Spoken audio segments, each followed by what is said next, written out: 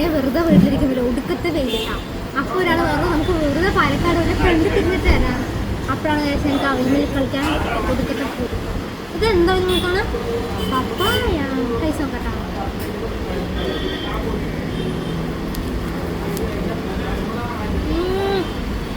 കൊള്ളാം.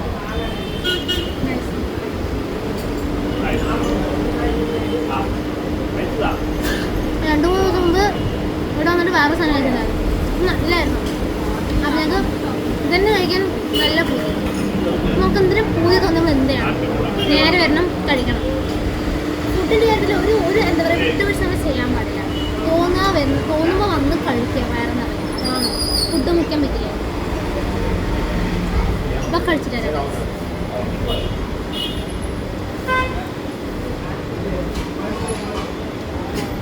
പിന്നെ നേരെ വിട്ടത് നമ്മൾ മന്തി കഴിക്കാനാണ്, നമ്മൾ സൂഫി മന്തിയിൽ. അങ്ങനെ അതും കഴിഞ്ഞ് നേരെ വീട്ടിൽ വന്നപ്പോൾ ഒരു ഡാർക്ക് ഫാൻസി ആവാം. അങ്ങനെ അതും കഴിച്ച് നല്ല ഉറക്കത്തിന് ശേഷം വൈകുന്നേരം ഇപ്പോൾ നേരെ വിട്ട് സാൻഡ്വിച്ച് കഴിക്കാൻ. അങ്ങനെ നല്ല ചൂട് ചായയും കുടിച്ച് വീട്ടിൽ വന്നപ്പോൾ അടിപൊളി ബിരിയാണി. എന്നാൽ പിന്നെ കഴിച്ചിട്ട് തരാമല്ലേ. അപ്പോൾ ശരി ഗൈസ്, ബൈ.